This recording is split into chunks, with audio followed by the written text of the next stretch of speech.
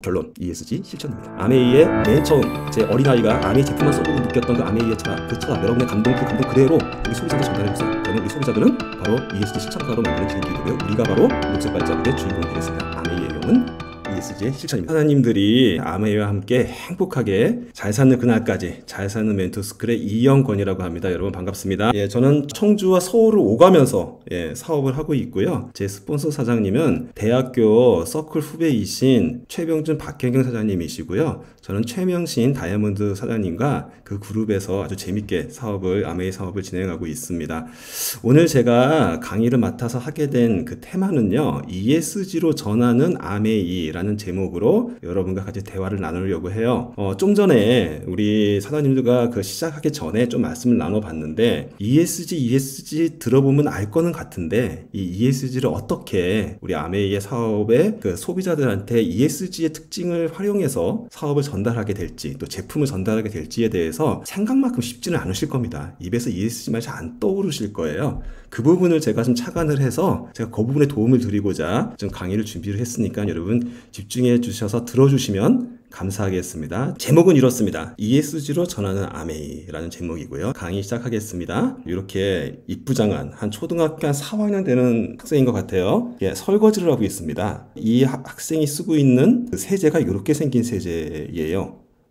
이렇게 생긴 세제. 근데 이 세제의 뚜껑을 열어보면 이렇게 바늘 정도의 구멍밖에 안 뚫려 있는 그런 용기에 담겨 있는 세제를 사용을 합니다. 이 친구뿐만 아니라 이 친구의 누나도 보면 설거지를 자주 하는데 이렇게 맨손으로 서로 다 맨손으로 이렇게 설거지를 해요. 이 학생이 어릴 때 그런 경험을 합니다. 어느 날 갑자기 설거지를 하는데 설거지 거품이 잘 안 나는 거예요, 세제가. 왜 이러지? 그래서 엄마한테 묻습니다. 엄마, 나 설거지 이거 세제 거품이 안 나. 그랬더니만 엄마가 하는 말씀이 그 세제는 자연 분해가 되는 세제야. 그래서 뚜껑을 잘 닫아놓지 않으면 거품이 안 날 수도 있단다. 내가 해줄게 하더니만 세제 원액을 조금 더 타서 다시 만들었더니 아주 거품도 잘 나고 설거지가 잘 된 케이스가 있었습니다. 친구가 그 모습을 보고 뭔가 좀 신기했어요. 어떻게 세제라는 거는 별로 그렇게 몸에 좋은 것 같지가 않은 그런 화학물질인데 이게 자연분해가 되지? 생분해가 되지? 그 어린 나이에도 이 부분이 좀 의아스러웠었던 경험을 가지고 있는 아이입니다.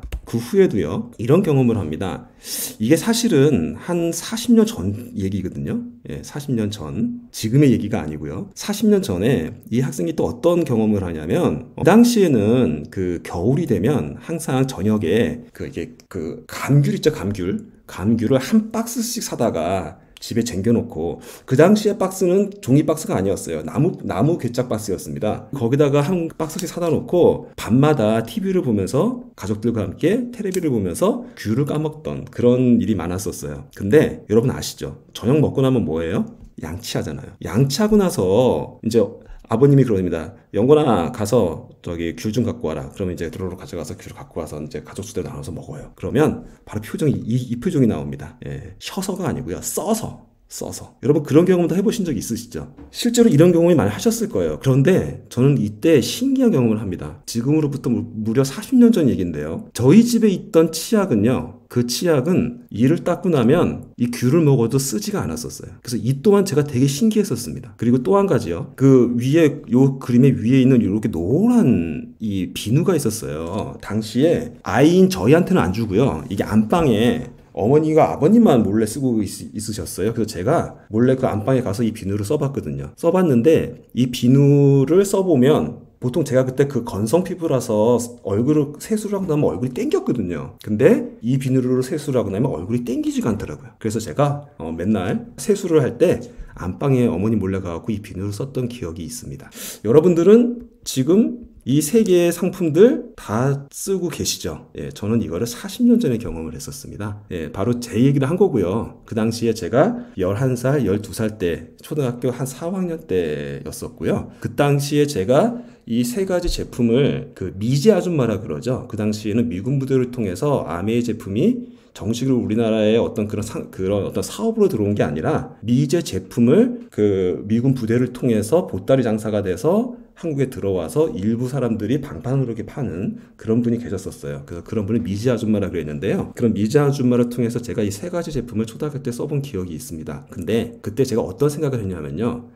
이 세 가지 제품이 같은 회사 제품인지도 몰랐어요. 예, 근데 뭔진 모르겠지만 이 발전된 선진국 미국에서 만든 제품들은 뭔가 철학이 틀리구나라는 걸 어린 나이에 생각을 하고 있었어요. 그 당시 어떻게 세제가 생분해가 되고, 예, 그래서 실제로 물에 타놓으면 얼마 시간 지나면 뚜껑 열어놓으면 이게 생물에서 거품이 안 나고, 어떻게 치약이 닦고 나서 귤을 먹는데 쓰지가 않고, 비누인데 분명히 비누인데 다른 비누로 쓰면 세수하고 나면 얼굴이 땡기는데 이 비누는 얼굴이 땡기지가 않을까. 예, 제 어린 나이에는 이 세 가지 제품에 대해서 되게 그 의아심을 갖고 있었던 그 기억이 있습니다. 바로 그 아이는요, 나중에 이렇게 국립과학기술연구원이라는, 예, 국립연구소에서 석사를 하고요, 화학회사에서 22년을 일하게 됩니다. 바로 저의 얘기고요. 그리고 지금은 회사를 은퇴를 하고 지금은 ESG 최고 경영자 과정을 제가 작년에 이수를 했고요. 졸업식 작년이고요. 그리고 지금은 ESG 한국전력 ESG 장려 사업인 전기료 자동점검 솔루션 사업을 같이 하고 있습니다. 예, 물론 아메이 사업도 하지만 이 사업도 병행해서 하고 있어요. 예, 그래서 ESG 실천본부에 일을 하고 있고요. 그래서 급기야는 바로 지난달입니다. 제가 한국환경공단 이사장으로부터 최우수 ESG 실천 부문, 예, 상을 받게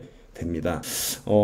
ESG가 여러분 아까 제가 질문 드린 것처럼 생각만큼 그렇게 쉽지만도 않고요. 기업들은 더 쉽지가 않습니다. 기업들은 더 이걸 실천하기가 쉽지가 않은데 거기에 대한 솔루션을 제가 제공했다는 뜻에서 환경공단에서 이렇게 제가 이사장으로부터 상을 받게 됐는데요. 그런 제가 이 아메이 사업하시는 여러분들에게 이 아메이가 얼마나 ESG적인 회사이고, 아까 말씀드린 같이 40년 전부터 ESG를 철학으로 실천해온 회사라는 부분을, 그 어린아이, 소년이 그렇게 느낄 정도였다는 부분을 제가 강조를 하면서 오늘 그런 부분으로 여러분에게 그 ESG로 어떻게 아메이를 전달하면 좋을지에 대한 한번 그런 얘기를 나눠드리도록 하겠습니다. 크게 얘기하면 Why ESG죠. 왜 ESG예요? 갑작스럽게. 왜 자꾸 요즘 ESG 해요? 그 부분에 대해서 제가 말씀을 드릴 거고요. 첫 번째는 ESG의 배경을 좀 쉽게, 예, 아까 좀 어렵다고 말씀하셨는데 여러분이 보다 쉽게 말씀드릴 수 있게 쉽게 좀 말씀을 드리겠고요. 두 번째는 바로 아메이의 ESG 이야기. 이 아메이의 ESG 이야기는 아무도 따라할 수 없는 ESG 이야기입니다. 왜 아무도 따라할 수가 없는 ESG 이야기인지를 설명을 드리겠고요. 세 번째로는 제일 중요한, 우리 사업하시는 분들이 이 훌륭한 아메이를 가지고 ESG를 실천하는 부분을 어떻게 전달할 수 있겠는지, 이 부분을 이제 제가 노하우, 팁으로서 좀 알려드리고 같이 또 얘기 나눌 수 있고, 또 시간이 남으면 질의응답을 받을 수 있는 그런 그 시간을 갖도록 하겠습니다. 예, 오늘 ESG 전문가 강의네요. 맞습니다. 예, 실은 ESG 전문가 강의 맞고요. 예, 기대하고 들으셔도 좋겠습니다. 제가 아까 말씀드린 바로 그 제가 나온 바로 이 ESG 최고 과정에서 배운 내용을 위주로 여러분에게 쉽게 설명을 전달해 드리려고 하는데요. 이 사파를 한번 보세요. 저희가 바로 3년 동안 이렇게 정말 코로나와 아주 목숨 건 전쟁을 치렀죠. 목숨 건 전쟁을 치렀습니다. 나를 죽이지 못하는 것은 나를 강하게 만든다. 그래서 우리 인류는 더 강해지고 있습니다. 실은 코로나 시기를 겪으면서. 그런데 문제는요, 그 뒤에 더 큰 문제가요, 뒤에 이게 도사리고 있다는 거예요. 예, 이 포인트가, 예, 보이시죠? 더 큰 뭐가 기다리고 있어요. 이 더 큰 게 뭘까요? 이게 뭘까요? 바로 요건데요. 우리가 정말 3년 동안 어렵게 겪어낸 코로나19가 요만한 위기였다면요, 지금 여러분이 겪기 시작한 경제 위기는 이만큼 큰 경제 위기입니다. 이제 어떻게 보면 시작도 안 한 경제 위기일 수도 있어요. 어쩌면 여러분 피부로 잘 안 느껴질지 모르겠지만 지금 벌써 10,000원짜리 한 장 가지고 한 끼 식사하기 어려우시죠? 그 정도로 물가가 뛰어오르고 있고, 예, 앞으로 또 취업은 더 어려워지고, 예, 이런 현상이 대반복될 텐데요. 그 경제 위기도 힘든데 사실은 그 뒤에 더 큰 게 이렇게 큰 더 큰 문제가 있어요. 우리 예전에 이런 신문기사 들었어요. 지구온난화. 예, 많이 들어보셨죠? 예, 지구온난화로 신문을 딱 펼치면 2100년이면 히말라야 빙하의 3분의 2가 녹는다.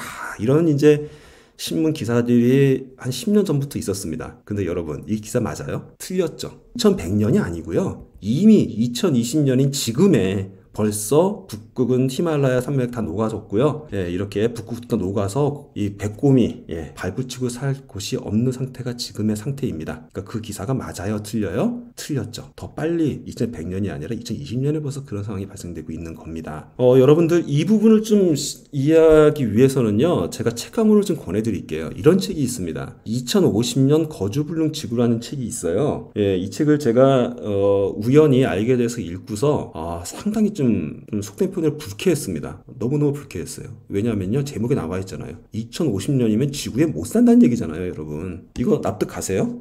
2050년이면 우리 지구에서 못 산다. 너무 끔찍하지 않으세요? 예. 저는 끔찍하더라고요. 왜냐면요, 2050년이면 우리 다음 세대 얘기도 아니에요. 그쵸? 바로 우리 세대 얘기잖아요. 제가 지금 50대인데 제가 80살이 됐을 때 벌써 지구에 살 수가 없다는 얘기잖아요. 예, 여러분이 만약에 여기서 지금 저기 6학년 분이 계시다면, 90세, 혹시나 좀 연세가 많으셔서 7학년 분이 계시다고 할지라도 아직 살아계실 확률이 높은 100세에 우리 지구에 벌써 사람이 살 수 없는 그런 시대가 된다라는 보고서가 이미 나와 있었다는 겁니다. 이미 나와 있었고요. 그 이유는 지금 벌써 나타나고 있는 이런 지구 온난화, 또 전 세계에 자꾸 산불이 나고 하는 일들이 다 이거의 증거이고요. 그 자세한 내용은 이렇게 나와 있어요. 바로 이 그래프를 좀 유심히 봐주십시오. 바로 산업혁명이 일어났던 그 시기보다 지금 이미 1도 이상이 평균 온도가 올라가 있고요. 이대로 가만히 두면 이 그래프대로 온도가 올라간다라고 합니다. 이 그래프대로요. 그러면 지구가 벌써 2050년이 되면 어떻게 되죠? 50년이 되면 벌써 2.5도, 3도가량이 올라가게 되는 현상이죠. 2.5도, 3도가 올라가면 그 책에 의하면 이미 지구는 사람이 살 수 없는 공간이 된다라는 겁니다. 좀 믿기 어려우실지도 모르고 그럴 수도 있겠지만 일단 과학자가 쓴 책이니까 어느 정도 리포트니까 어느 정도 믿어주셔야 될 것 같아요. 그래서 지금이라도 늦지 않았다. 빨리 노력을 해서 이미 늦어서 어쩔 수 없이까지 1.5도까지 올라갈 것 같은데 지금 우선 노력하고 있으면 1.5도 올라갔다가 가장 좋은 케이스는 다시 서서히 줄어들 수도 있는 가능성이 있다라는 게 해피 케이스입니다. 해피 케이스. 그런데 거의 전제 조건은 뭐냐면요, 2030년까지 1.5도까지 올라가는 사이에 우리가 모든 그런 환경에 지금 안 좋게 만드는 문제를 해결을 해야 돼요. 가장 대표적인 부분이 탄소 배출을 중단시켜야 됩니다. 그게 넷제로 혹은 R200이라고 표현하는 그런 표현들인데요. 그걸 해야 됩니다. 근데 지금까지 그걸 몰라서 안 했을까요? 그냥 안 하고 있었죠. 몰라서 안 한 게 아닙니다. 안 하고 있었습니다. 근데 더 다행인 거는요, 이 코로나 덕분에 전 세계가 움직이기 시작을 합니다. 그게 사실은 코로나의 은혜일 수도 있는 부분인데요. 중요한 포인트는 왜 이런 일이 발생이 되느냐, 원인을 아셔야 될 것 같아요. 그 원인은요, 이렇습니다. 지구의 역사를요, 우리 지구는 되게 오래된 지구잖아요. 그 지구를 1년으로 봤을 때 인류가 태어난 게 얼마나 될까요? 최근 5분밖에 안 됩니다. 5분이요. 50분 아니고요. 5분이요.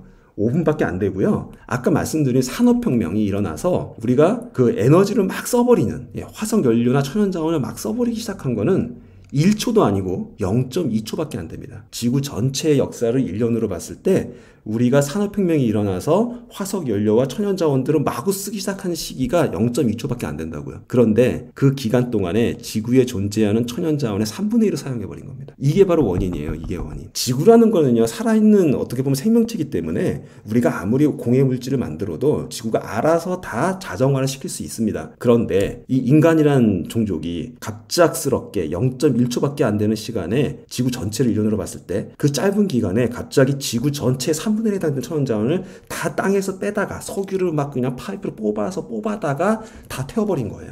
석유가 뭔지 아시죠, 여러분? 석유는 바로 지구에 그동안에 존재했던 46억 년 전부터 지금까지 존재했던 모든 생명체들이 썩어서 탄소 액체로 액기스로 남아있는 게 바로 석유입니다.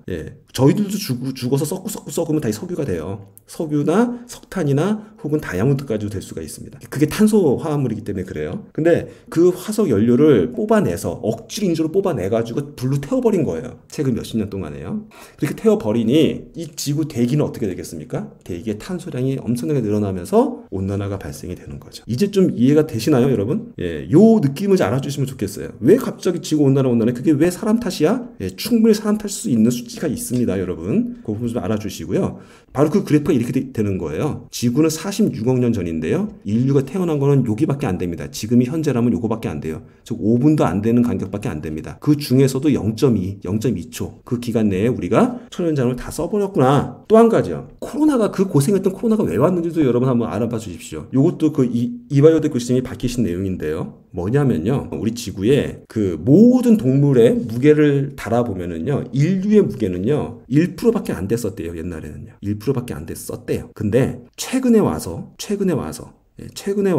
인류가 그 주변의 동물의 서식지를 다 파괴하고 그리고 그 지역에다가 그 인류뿐만 아니라 인류가 식량으로 택하고 먹으려고 하는 소고기, 돼지고기, 닭고기 이런 것들이잖아요. 그런 것들 키우고 그렇게 함으로 해서 지금의 그 무게는요. 그 야생 동물의 무게 대비 인류가 먹으려고 키우는 그 가축들의 무게를 비교를 해보면 99%가 인류와 가축입니다. 완전히 뒤바뀌었죠. 인류가 생길 초창기에는 우리 인류의 무게는 1%밖에 안 됐던 존재가 갑자기 지구 전체 동물의 99%를 차지해버린 거예요. 저희와 가축들의 무게가요. 이렇게 되니 바이러스가 살 동네가 없죠. 바이러스는 원래 동물에 살고 인간에는 원래 오지 않는 게 바이러스인데 그 코로나 바이러스 같은 그 바이러스는 인류에는 원래 오지 않는 그런 바이러스인데 걔네들도 먹고 살아야죠. 99 해당했던 부분이 1밖에 안 되는 양으로 줄었으니 자기도 먹고 살아야 되니 걔네들이 과감하게 자기를 개혁해서 변종이 생겨서 인류로 넘어오게 되고 인류가 먹는 가축으로 넘어오게 되는 겁니다.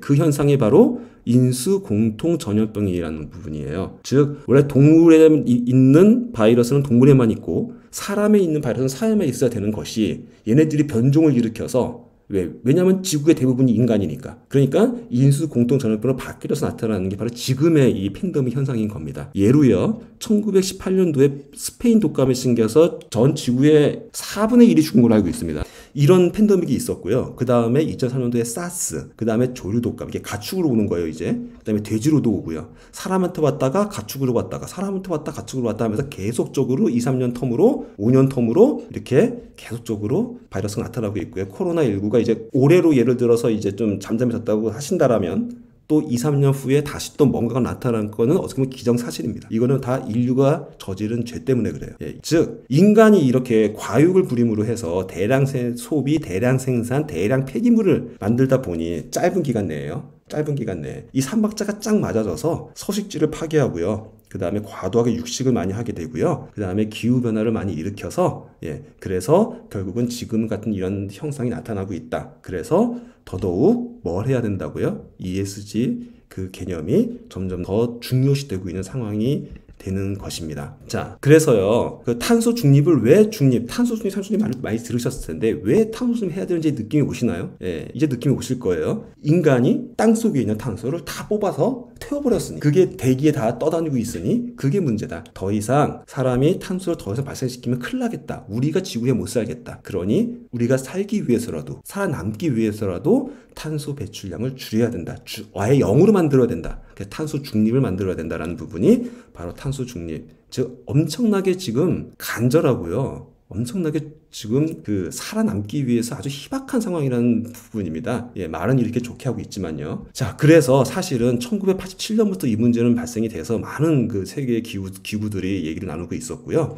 2015년에는 이렇게 파리 기후 협약이 체결이 돼서 우리가 2022년까지 2030년에 1.5도 이하로 더 이상 이제 2도까지 가면 우린 죽는다. 그러니까 1.5도까지 해서 멈춰야 되니 지금부터 열심히 하자. 라고 다 협약을 했어요. 모든 세계의 강대국들이 협약을 했어요. 그래서 그거를 실천을 해야 되는데, 이게 불행 중에 다행으로 코로나가 터져주는 바람에 다들 발뺌하다가 이제 진짜로 시작을 하게 되는 겁니다. 그래서 실천을 하게 됐다라는 부분이 고마운 일이죠. 그리고 또 한 가지가 있어요. 왜 ESG가 갑자기 또 작년부터 또 갑자기 또 그 얘가 나왔던 이유 중에 또 하나는요. 여기에 이렇게 머리 벗겨주신 이분이 블랙락의 회장님이신데, 이 레리 핑크라는 분이신데요. 이 점잖으신 이분이 어떤 말을 했냐면, 앞으로 ESG의 평가를 해서 ESG 활동을 안 하는 기업에게는 투자를 하지 않겠다는 말을 했습니다. 아니, 이 사람이 뭐길래 그 소리 한 거 가지고 이렇게 지금 상황이 심각해지는 거야? 라고 아마 느끼실 텐데, 이 블랙락이 전 세계 1위의 투자 회사이고요. 이 회사가 갖고 있는 돈이 1경이 넘습니다. 1경. 예, 우리가 왜 그 예전에 만, 10만, 100만, 1000만, 억, 뭐 1억, 100억 해서 뭐 조 다음에 경, 이제 이 얘기 들으셨을 거예요. 바로 조가 10,000개가 있는 게 경이거든요. 예, 그 경에 해당되는 돈을 갖고 있는 곳이 바로 블랙락입니다. 이 회사가 갖고 있는 이 1경이 넘는 돈을 전 세계 은행들한테 투자하고 기업에게 투자하면서 세계 경제가 돌아가고 있는데, 만약에 여기서 투자를 스톱해버리면 그 회사가 살아남을까요? 살아나기 어렵겠죠. 그래서 팔짝 뛴 겁니다. 작년에 모든 기업들이 갑자기 움직이기 시작하는 거예요. 그 전까지는 그냥 이게 정부나 그걸 쳐다보고 있다가 이제는 당장 내 돈줄이 딸리게 생겼으니, 예, 그렇게 된 사건입니다. 그러니까 이 부분도 여러분이 좀 이해를 하시면 왜 갑자기 경제적으로 ESG가 또 이렇게 그 중요해지는 부분인지도 이해가 되실 겁니다. 자, ESG 말은 많은데 ESG 뜻이 뭐예요? 다들 아시겠지만 환경, 사회, 지배구조에 관련된 얘기입니다. 네. 자, 그래서 ESG는 또 예전에 CSR로도 표현이 됐었어요. 그러니까 사회적 책임이다 그래가지고요. 기업, 사회 책임을 나타내는 CSR이 이제 ESG로 또 통합이 된 건데요. 결국은 환경, 이 하나만 얘기하는 게 아니고요. 사회적으로도 공존, 네, 공존. 그 다음에 회사 내부적으로도 투명한 지배구조. 이렇게 세 가지가 합쳐져 있어야 이 기업은 앞으로 유망하니, 계속 살아있을 가능성이 높으니, 지속 가능성이 높으니, 그러니 앞으로는 이런 회사한테 투자를 하겠다라는 아주 당연한, 투자 입자자 입장에서는 당연한 그런 결정이 되는 개념이 되는 겁니다. 그 이후에도 이렇게 지금 진행이 되고 있고요. 가장 이제 중요한 포인트 몇 가지 말씀을 드리면 2030년에 1.5도에 해당되기 때문에 그때까지 우리가 이 과제를 수행해야 된다. 그래서 2030년까지 각각의 나라들이 어떤 목표를 세우고 탄소 절감을 시킬지를 모두 목표를 작년까지 내게 돼 있었습니다. 우리나라도 그걸 냈고요. 우리나라는 2030년까지 온실가스를 40%를 결감하겠다라고 약속을 해버렸어요. 그러니까 우리나라 모든 국민들, 그 다음에 기업들이 힘을 모아서 이 약속을 못 지키면 우리나라가 도태되는 그런 약속을 좀 한 겁니다. 또 물론 지구를 살리기 위해서도 그렇게 해야 되겠죠. 예, 그렇게 약속을 잡은 거고요. 그리고 그래서 실제적으로 이 가장 대표적으로 우리 대기업 중에서 지금 열심히 뛰고 있는 기업이 이 SK 이노베이션이라는 회사인데, 이 회사는 벌써 그 상장된 주식 그 회사들은 매년 그 업무 성과 보고서를 내는데, 그 성과 보고서에 그냥 얼마 수익이 났다라는 것만 보고하는 게 아니라 이렇게 ESG 활동을 어떻게 했다라는 보고서를 같이 내고 있습니다. 예, 경제적인 간접이익, 그다음에 환경적인 성과, 사회적인 성과, ES죠. 예, 이렇게 이런 보고서를 같이 내고 있어요, 이미. 그리고 앞으로 이제 곧 이게 의무화가 됩니다. 이걸 안 내면은 상장됐던 회사도 다시 상장이 취소가 되는 그런 현상이 발생이 될 겁니다. 그래서 앞으로는 또 이걸 안 지키는 그 회사의 제품은 수출도 못 합니다. 이게 무역 분쟁으로도 갈 수 있는 어마어마한 힘을 갖고 있는 그런 형태로 바뀌게 될 거예요. 그래서 다들 이렇게 열심히들 움직이는 부분이고요. 자, 이제 ESG 조금 제가 어려운 말씀을 좀 길게 드렸는데, 어쨌거나 ESG라는 부분에 대해서 좀 이해가 됐었는지 모르겠어요. 왜 ESG인가? 인류가 그런 0.2초밖에 안 되는 지구를 1년을 봤을 때 그 짧은 기간에 이렇게 나쁜 짓을 했구나, 지구에 대해서는. 그러니 이제는 정말로 큰일 날 시대가 와 있구나, 우리가 2050년까지 살기가 어렵구나. 예, 그게 환경적인 부분이고요. 경제적으로는 이렇게 같이 공존하려고 하는 활동들을 하지 않는 회사들, 그런 회사들은 이제 투자도 받기 어렵구나, 그런 현상이 돼 있구나라는 부분을 이해해 주시면 감사하겠습니다. 앞으로 ESG는 필수다라는 부분을 아시면 될 것 같고요. 자, 이제 우리의 얘기입니다. 아무나 할 수 없는 ESG 이야기. 이 아무나 할 수 없는 ESG 누구의 얘기죠? 예, 바로 아메이의 얘기입니다. 예, 아메이 하면 여러분들은 아메이의 ESG 하면 어떤 게 떠오르시나요? 예, 어떤 게 떠오르시나요? 첫 번째, 제일 먼저 떠오르는 게 이거죠. 역시 아메이 하면 뉴트릴라이트 하면 생태계 농장 떠오르시죠? 당연히 이건 환경 쪽, 인바이러먼트 쪽 면에서 대단한 어느 건강기능식품을 만드는 회사도 갖고 있지 않은 그런 농장이죠. 두 번째, 우리의 화장품에는 비건 화장품입니다. 동물 실험하지 않고 바로 인간에 맞는 좋은 화장품을 만들죠. 이걸 비건 화장품이라고 합니다. 비건 화장품. 이 비건 화장품을 처음부터 실천했던 회사, 예, 아티스트리죠. 예, 이것도 환경이죠. 또 제가 늘 말씀드리는, 예, 아메이홈, 제가 아주 사랑하는 아메이홈. 이 아메이홈, 아까 말씀드린 그 어린아이가 10살 때 느끼게 만들었던 그 생분해가 어떻게 세제가 생분해가 되지? 이거를 궁금하게 만드는 바로 그 제품, 40년 전부터 아메이홈 생분해성 제품, 우리의 세제는 다 생분해성 제품입니다, 여러분. 이 당시에 40년 전에요, 여러분. ESG라는 말이 있었나요? ESG라는 말은 있지도 않았고요. 그 당시에 환경 보존이라는 말 자체도 별로 없었어요. 40년대에는. 친환경 이런 말은 아예 없었어요. 그런데 이런 제품을 만든 회사입니다. 그러니 그 어린 학생은 그걸 피부로 느끼는 거예요. 이 회사 되게 이상하다. 이 회사 신기하다. 나도 나중에 이런 회사에서 일하면 좋겠다는 생각을 사실 저는 어릴 때 갖고 있었습니다. 나중에 혹시나 이 회사가 저를 좀 채용해주면 좋겠어요.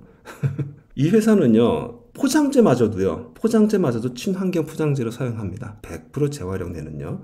여러분, 그 택배, 지금 저도 이제 저 밖에 지금 택배가 하나 와 있는데, 택배 오시면 꼭 박스를 한번 잘 보십시오. 이 박스에 FSC 마크가 붙어 있습니다. 아메이 제품은요. 이것만 갖고도 여러분 어디 가서 좀 자랑 좀 하십시오. 네, 이거 의외로 뭐 쿠팡이다 어디다 많은 저기 택배 제품들 받아보시잖아요. 거기에 이 FSC 마크가 있다라는 이런 제품이 실제로 그렇게 많지는 않습니다. 근데 아메이 제품은 FSC 마크가 찍혀 있는 포장재를 사용한다. 이것만 갖고도 아메이가 ESG 한다는 걸 증명하는 가장 쉬운 방법이 돼요. FSC는요, 우리의 그 수풀을 파괴하지 않는, 밀림 지역을 파괴하지 않는 그런 그 방법으로 만든 포장지라는 인증 마크입니다. 그리고요, 또 우리 어린아이들이, 전 세계 어린아이들이 굶으면 안 되겠죠.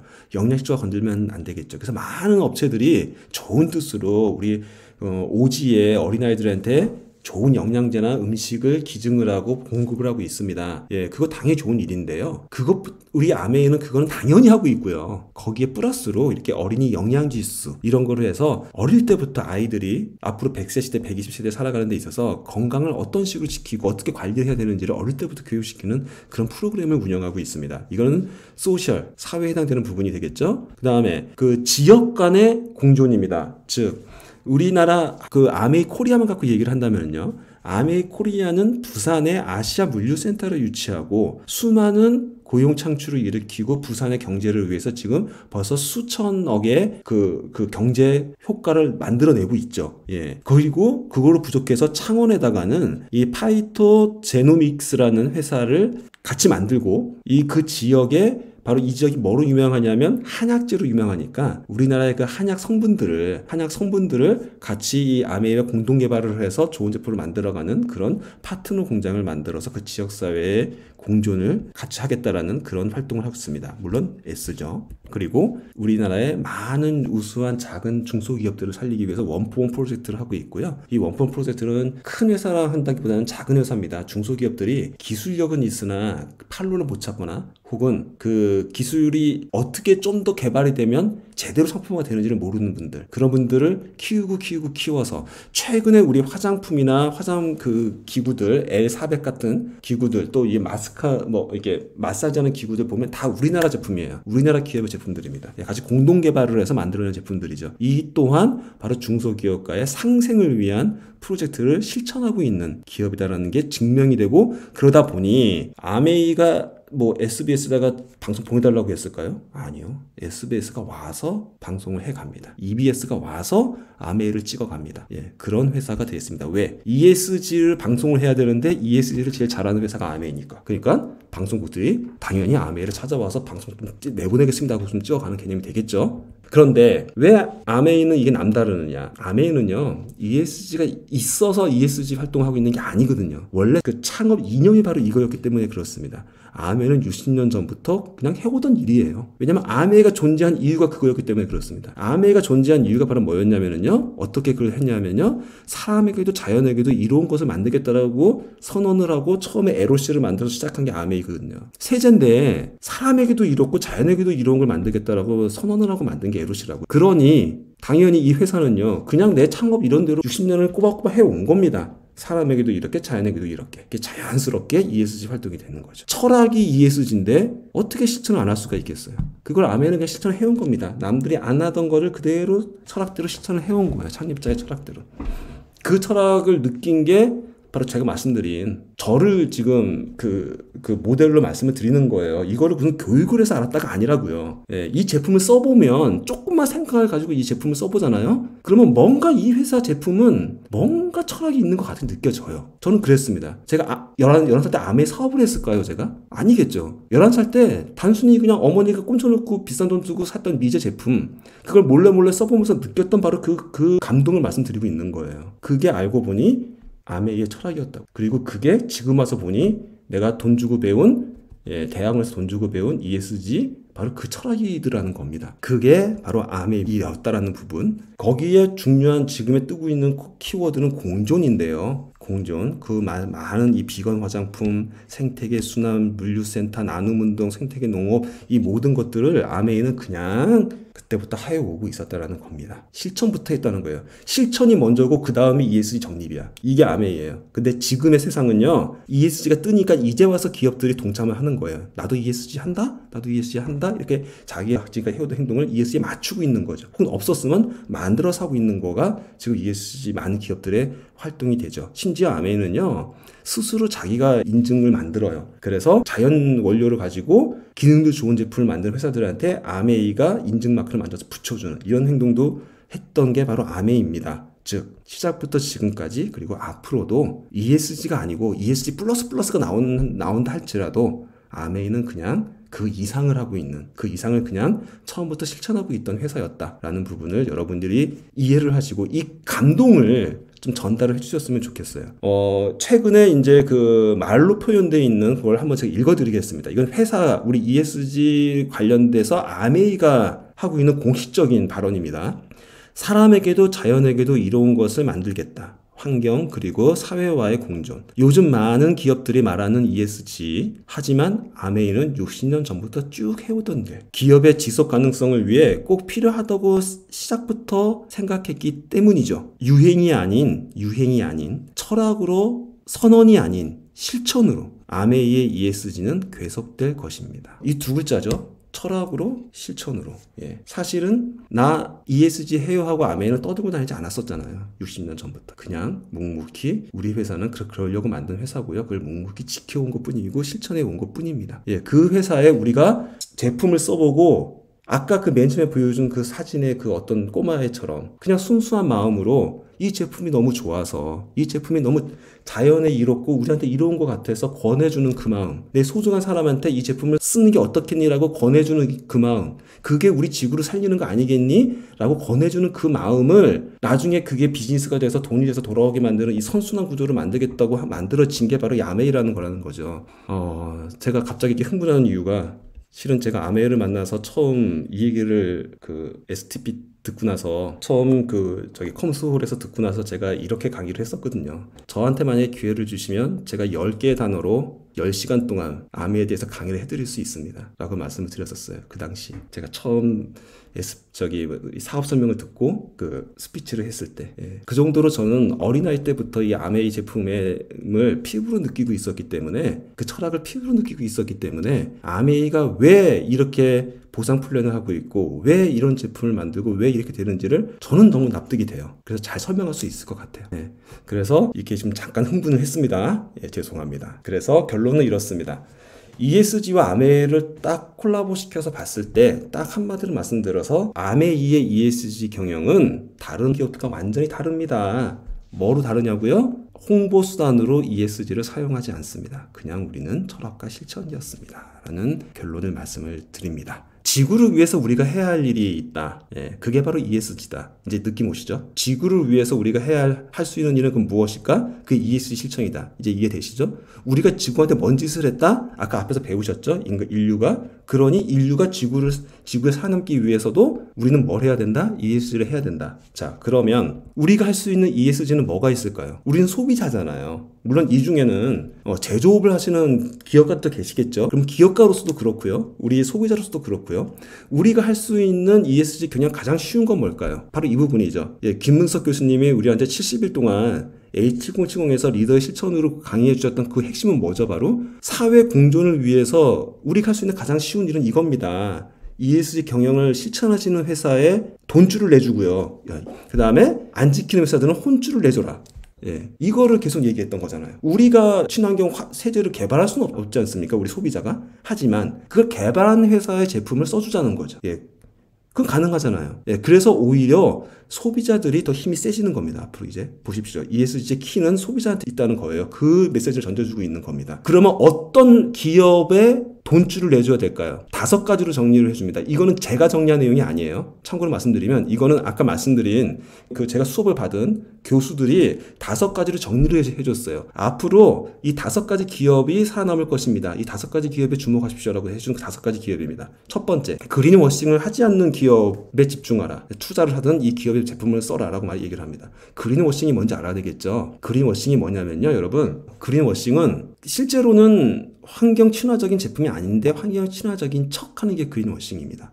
예를 들면 우리 제품은 환경 친화적 제품이다 해놓고 예를 들어서 이런 보틀이 있어요. 보틀에다가 겉에 종이로 이렇게 돼 있어요. 그래서 이건 종이 보틀입니다 해놓고 그 종이를 벗겨봤더니 안에 이렇게 플라스틱으로 되어 있어. 그게 과연 친환경 제품일까요? 예, 눈 가리고 아웅한 거죠. 예, 그런 게 바로 그린워싱입니다. 그 그린워싱을 하지 않는 기업을 찾아야 된다. 아메이는요, 사람과 자연에 해가 되는 제품을 만들지도 팔지도 않겠다라고 60년 전부터 실천을 해온 회사예요. 만약에 이 말이 거짓말이었고 어긴 적이 있다면 어떻게 됐을까요? 사장됐겠죠. 거짓말을 했으니까요. 만약에 이렇게 말하고 아메이가 안 지켰다면 뭐예요? 그게 바로 그린워싱이죠. 이해가 되시나요? 아메이가 그린워싱을 안 했다는 그 증거가 바로 60년 동안 살아있다는 게 자체가 그린워싱을 안 했다는 기업이라는 얘기가 되는다는 말씀을 드리는 겁니다. 최근에 들어서 이런 지금 그 약간의 그 언쟁이 일어나고 있어요. 뭐냐면은 아메이 제품을 구매를 하시면 한 3, 4년 전만 해도요, 아메이의 완충제가 종이였었어요. 기억하시죠, 여러분? 종이 이게 구겨서, 이렇게 누런 종이 구겨서 완충제가 들어있었어요. 근데 최근에는요, 이런 비닐 제품에 빵빵하게 공기 들어있는 게 들어있습니다. 여러분, 이거 혹시 아메이가 그린워싱 하는 거 아니에요? 라고 의심하지 않으셨나요? 예, 분명히 그런 분 계실 겁니다. 저도 사실 약간 그랬어요. 근데 그 이유는 이렇습니다. 실제로 종이를 만드는 데 있어서 사실은 그 재활용 가공에서도 많은 환경 오염을 발생을 시키고요. 탈색을 하는데 또 그 환경 오염을 발생을 시키고요. 그 과정 중에서 또 탄소를 더 발생시키는 일들이 발생이 될 수도 있습니다.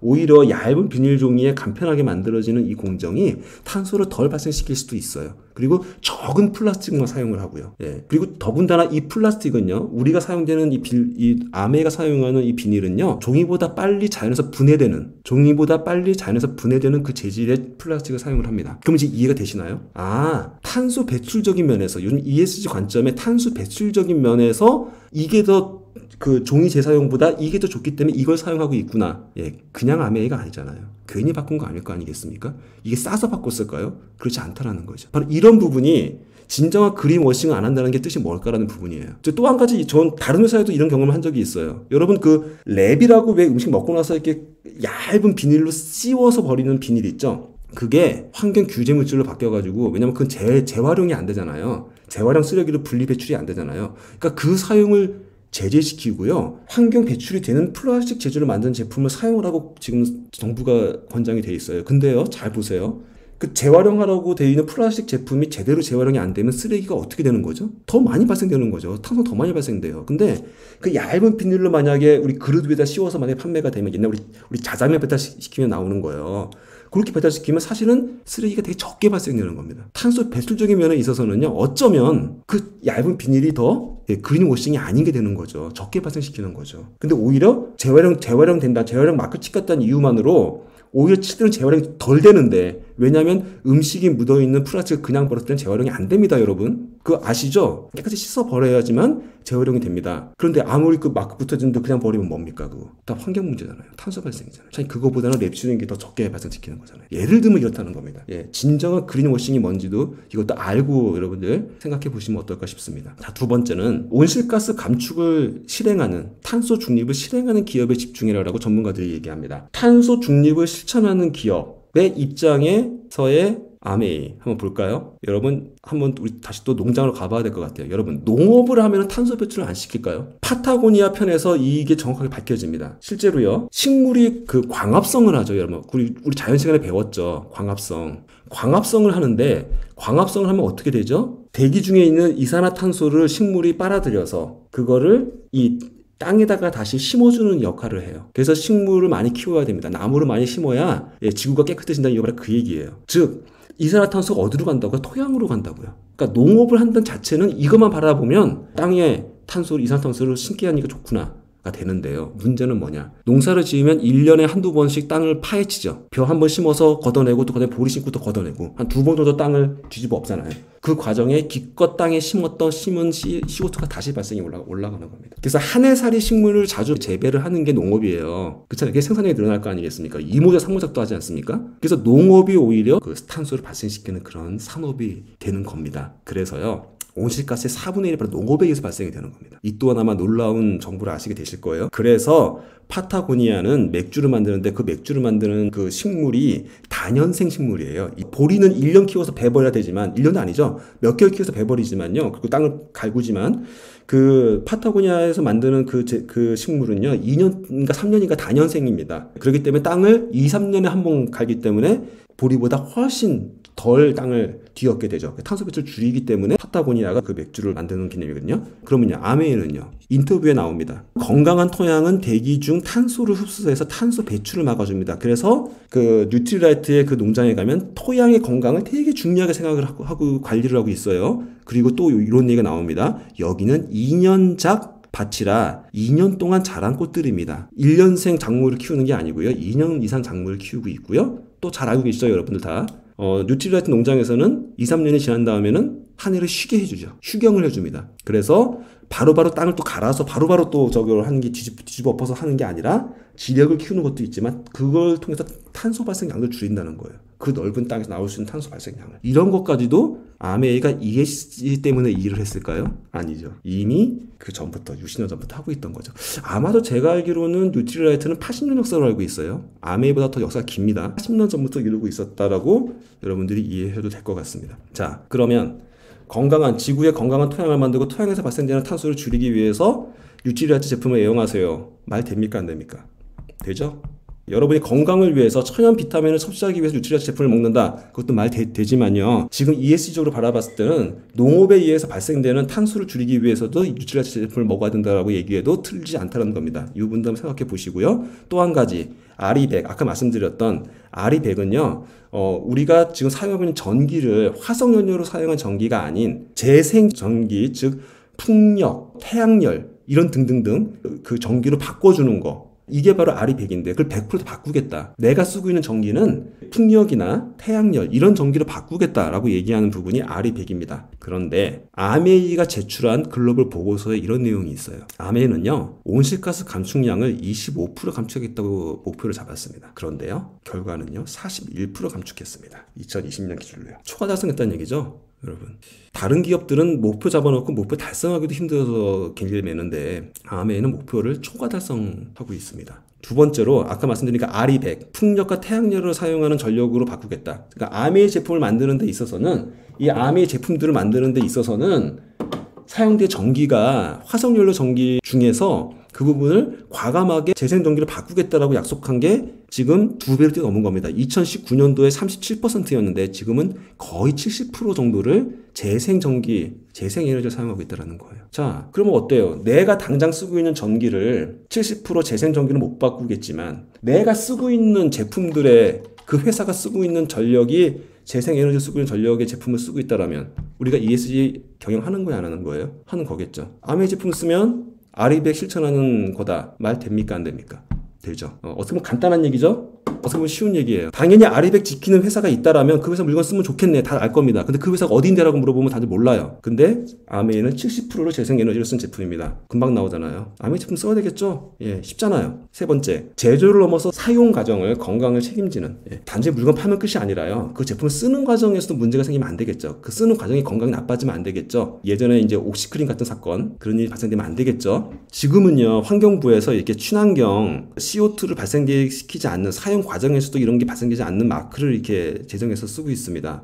아메이는 이런 마크 생기기 전부터 바이오 퀘스트 포뮬러라는 마크를 아메이 자체가 독자 개발해서 이 인증 제도를 사용하고 있어요. 고농축이며 생분해성이고 우리 인간에게 피해를 안 끼치는 그런 제품에 대한 이 바이오 퀘스트 포뮬러 마크를 붙여 쓰겠다. 그 대표적인 부분이 바로 우리가 좋아하는 바로 아메이홈의 산소계 표백제들이죠. 산소계 표백제들. 제가 이 얘기를 왜 하냐면 가장 많이 쓰고 있는 락땡. 화장실 청소한다 그러면 다 락땡. 예, 많은 사람들이 쓰고 있고 집에 우리 사업을 하시는 분들 집에 한두 개씩은 있을 거예요. 왜 기존에 쓰기 남아있는 게 있을 테니까요.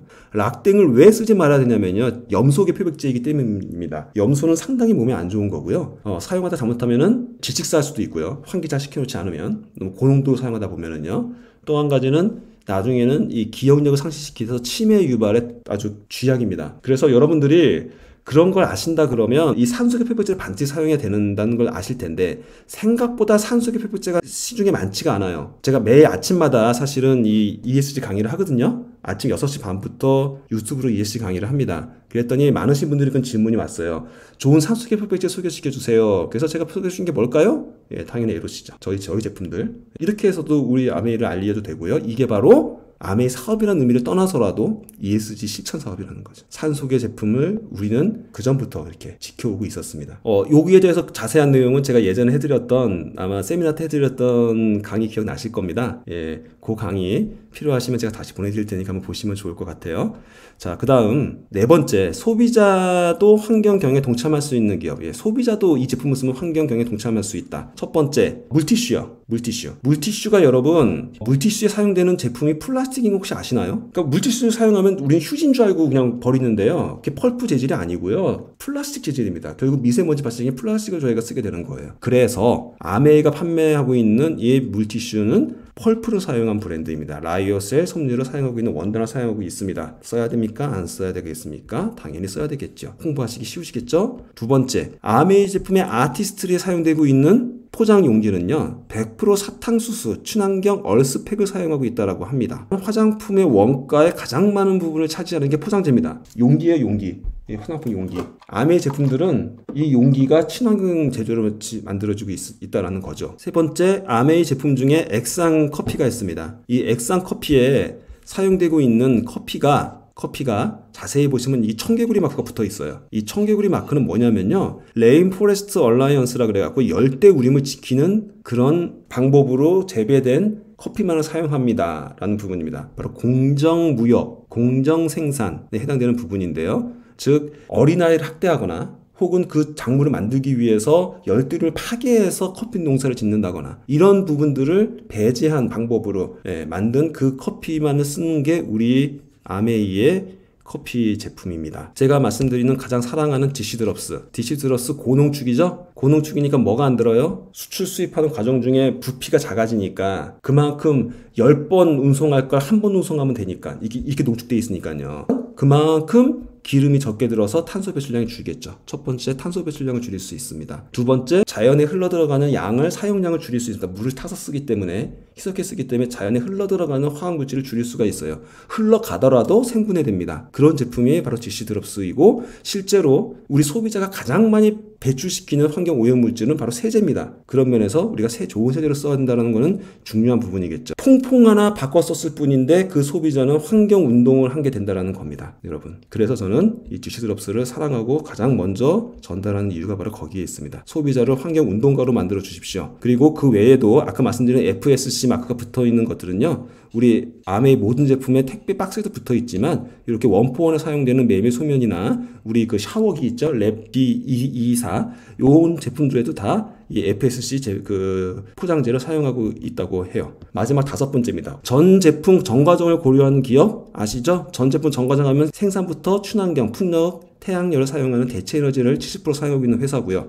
식물은 씨앗부터 종자, 농장, 그 다음에 용기는요 재활용 유리를 사용을 하고요. 여기에 찍혀 있는 이 잉크도 친환경 콩잉크를 사용을 하고요. 화잉크가 아니고요. 석유잉크가 아니고요. 콩잉크를 사용하는 이런 용기를 사용하고 있고요. 이게 담겨있는 완충재료도 옥수수 녹말로 만든 친환경 포장으로 사용하고 있는 생산부터 끝까지 모든 과정을 신경 쓰고 있는 기업이다. 이 5가지 기업을 말씀을 드렸고요. 세상을 바꾸는 막강한 힘을 가진 게 누구라고요? 바로 소비자라고요. 우리의 고객은 바로 그런 소비자들입니다. 그 소비자들을 ES를 실천하는 이 5가지 전문가들이 얘기하는 5가지 기업에 해당되는 기업의 제품을 쓰시면 얼마나 좋을까요? 그 기업이 어디라고요? 아메이라고요. 마지막으로 제가 이 화면을 보여드립니다. 제가 실은 3년 동안 중국에 살고 있었어요. 네, 중국의 주재원으로 살고 있었습니다. 그때 제 집 앞에 아메이 이 중국 상하이 매장이 있었습니다. 안리라고 써여 있죠? 이 안리를 중국어 사전에 찾아보면 권하다 그런 뜻입니다. 권하다. 이 아메이 제품을 제가 가서 사봤는데요. 이 아메이 제품을 중국에서 사니까 비닐 봉투를 주더라고요.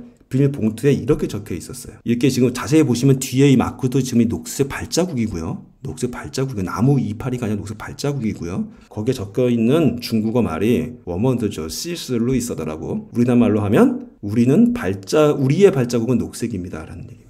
자, 여러분, 우리 소비자들에게 한번 이렇게 전달해 보세요. 우리가 아메이 제품을 쓰잖아? 그러면 우리 한 이 행동이 바로 녹색 발자국이야. 우리의 이 행적이 바로 녹색 발자국이라고. 우리는 환경운동을 하는 그런 소비단체가 되는 거야. 어떠세요? 저는 사실 이 봉투를 보고 정말 되게 감동받았었어요. 우리나라보다 더 감성 마케팅을 하는구나, 중국이. 중국 아메이가 우리보다 더 감성 마케팅을 하는구나 하고 저는 느꼈었습니다. 마지막 페이지입니다. 아메이 내용은요, 결론, ESG 실천입니다. 아메이의 맨 처음 제 어린아이가 아메이 제품만 써보고 느꼈던 그 아메이의 철학, 그 철학, 여러분의 감동, 그 감동 그대로 우리 소비자한테 전달해 주세요. 그러면 우리 소비자들은 바로 ESG 실천가로 만드는 지름길이 되고요. 우리가 바로 녹색 발자국의 주인공이 되겠습니다. 아메이 애용은 ESG의 실천입니다. 여러분 들어주셔서 감사합니다.